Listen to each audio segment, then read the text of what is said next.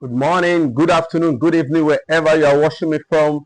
Welcome you back to your favorite sports show where a common voice meets global sports intelligence. I am your host, Kyle Ojo, and it's a pleasure for me to welcome you to today's episode where I'll be breaking down the world's biggest sports stories with sharp analysis, honesty, and the passion it truly deserves. Today we'll be discussing about a very important topic in the world of sports, that is racism. Racism has no jersey in sports.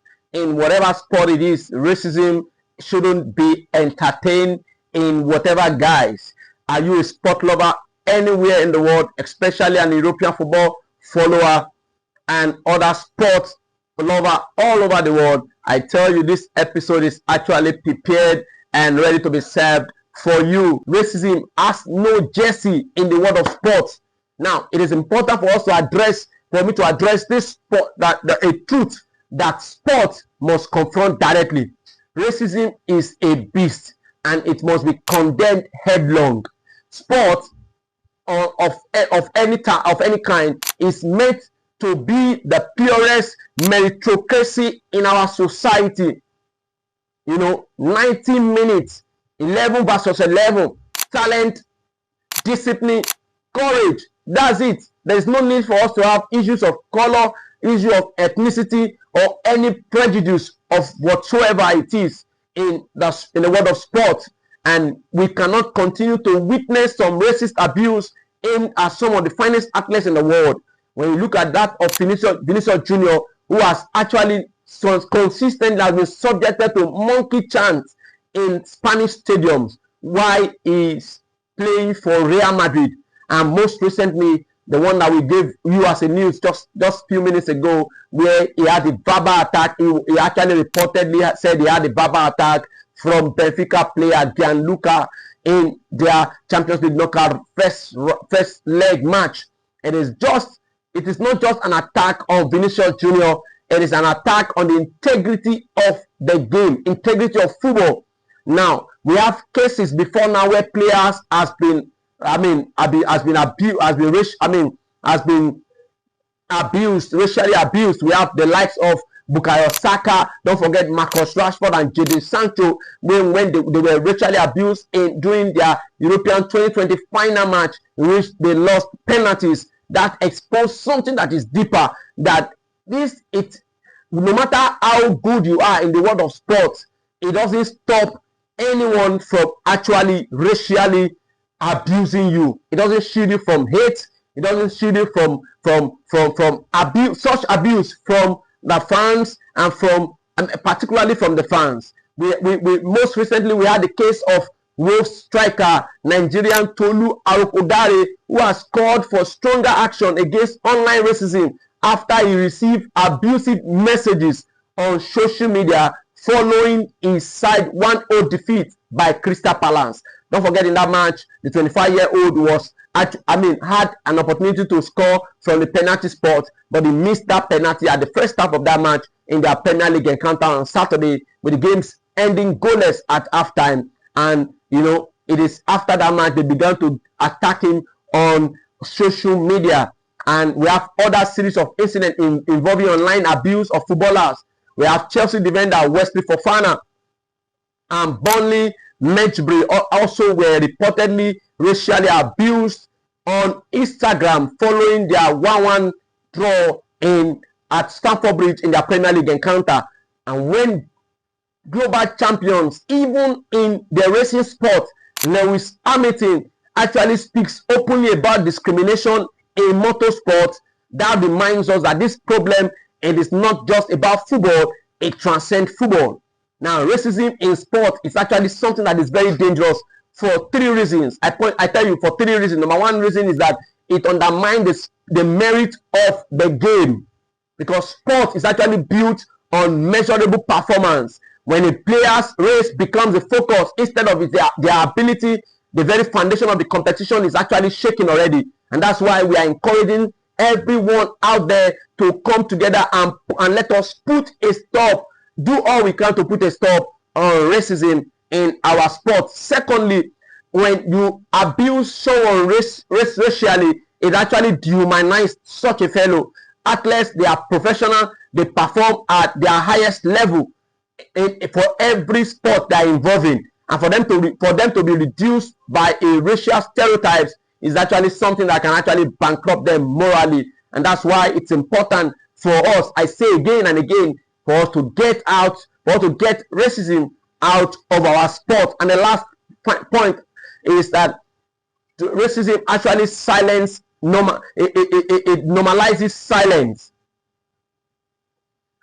I mean to say racism silence normalizes it. If we fail to speak up against racism, it will become a norm in our sporting activities all over the world. Now, if governing body like FIFA, which of course they are doing so much, and UEFA, they don't issue statement, not just to issue statement, to say they must actually enforce meaningful consequences. Of course, they have been doing that. We must have very stiff stadium bans, point deduction, criminal sanctions. Then, if that is not done, racism will become a recurring headline rather than a resolved problem. And I tell you, racism is not about politics. It's not about your political affiliation. It's just about your race and your color. It's not something that we should actually be having an issue with in this 21st century. But of course, there are still some bad eggs out there who still feel that there is need for one to be racially abused.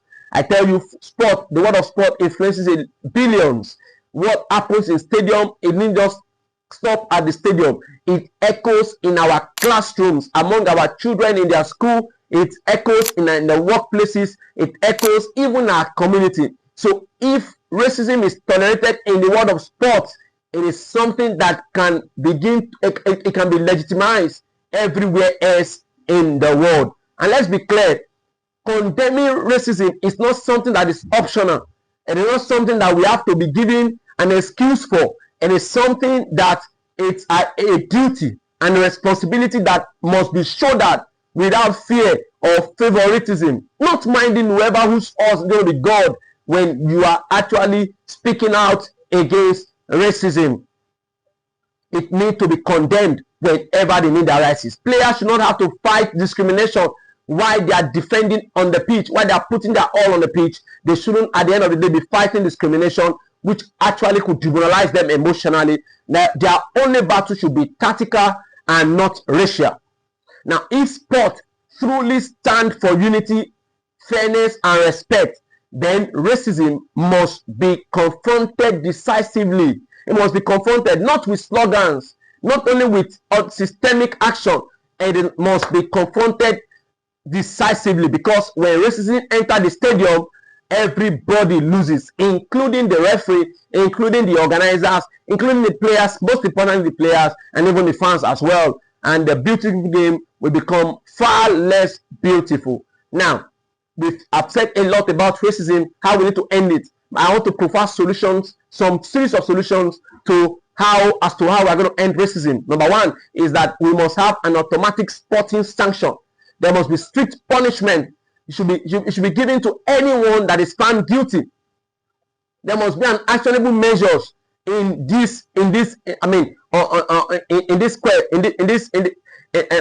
want to follow through with automatic sporting sanction. It must be something that must be an actionable measure that has to take place. Number one, it has to be immediate stadium closure after verified racist incident, which of course we have seen UEFA actually have done against some clubs. Point deduction as well for repeating offending, for clubs that have been repeatedly offending any other players or any other team. They must be able to put their fans in check. And then if it's possible, there must be match forfeiture in severe cases. Let that be long-term individual that has been identified that is responsible for racially abusing anyone. They must be banned for a long time, if possible indefinitely. And then number two, racist abuse in stadium and online attack must be treated as criminal misconduct, not fan behavior. It must be treated. The UK police have been doing a lot in this regard, and we need every other country, every other nation to actually make it a law enforcement thing that they must go after any individual that is racially abusing. If found guilty, such a fellow must be punished by the law of that land. And then number 3, possible solution, there must be a real-time match protocol where you introduce an escalation framework where if there is need for you to track a particular player, you must actually, before you must warn them ahead. There must be public warning announcements. There must be temporary match suspension. There must be full abandonment of matches if there is need for that. If a player decides to walk out of a pitch because he was racially abused, if not unable to be calm, the officials should not in any way be saying they have to ban him or whatsoever. Now, this protocol already existed in many European countries, but so many times it has been inconsistently been applied because this particular country we have a stiffer punishment, and this one we have a less stiff punishment. So it becomes something that has to be balanced across board in every of the countries. Now let's talk about another option that I have is player-led governance representation. Now, athletes who have experienced racism before should actually help shape anti-racism policies. You know, someone like Vinicius Jr., Lewis Hamilton, they can be included in committees, the ethics committee, they can be included in disciplinary review boards and policy advisory panels, so that they can be able to design, they can be able to speak from practical experience and be able to come and speak with practical experience in order to design some framework, some policies that can actually put a stop to it. And number 5 point I will give is that there is need for us to actually go into our youth and academies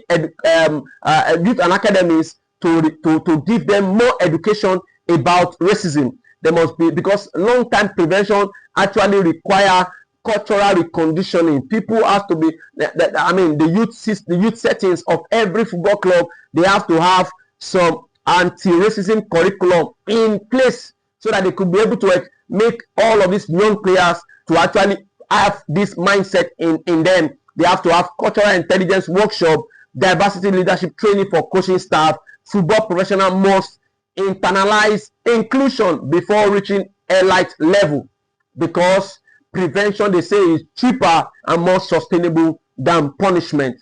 And the number 6 point I want to raise is social media platform must be accountable as well.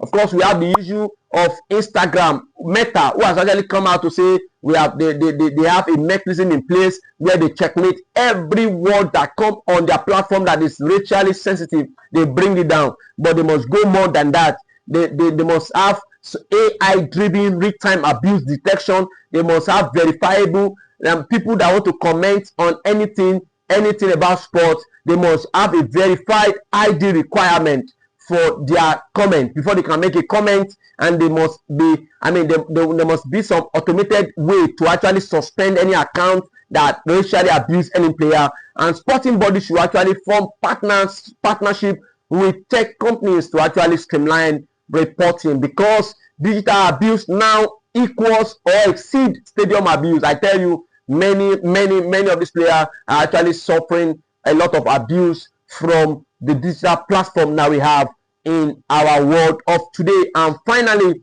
my last point I'll bring is, I said that before, consistent global standardization.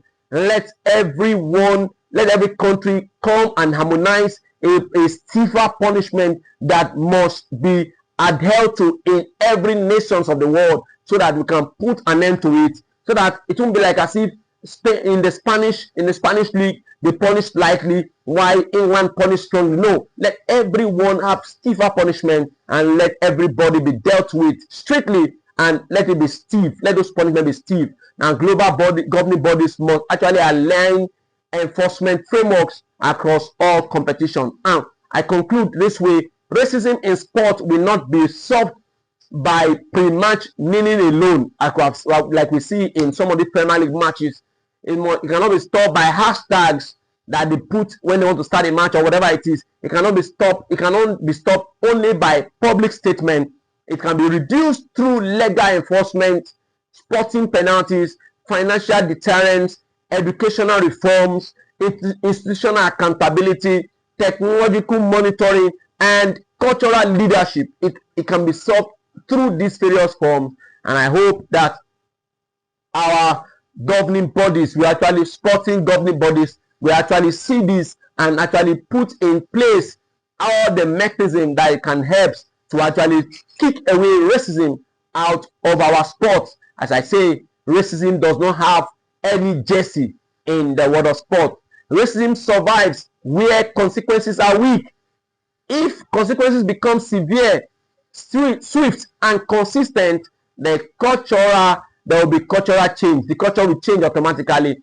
Guys, I like to get your thoughts in the comment section. What other measures do you think that can aid in eradicating racism completely in the world of sport? Or do you think, what's your reaction to this racism that is ongoing all over the sporting worlds? I'd like to hear from you. I'd like to drop your comment. On that note, that will be a wrap on today's episode. I want to thank you for watching. Special thanks to Almighty God for the success of today's episode, and my profound gratitude to our headline sponsor, the Boss Lagos Limited, located in number 63 Adekunle Banjo Avenue, Magodo, Shangasha, a place where you can get the best of fun. Thank you so much for joining me. New episode will be dropping every week, and I remain your host, Kayode Ojo, and this is your favorite sport podcast where football meets intelligence. I'll see you in the next one.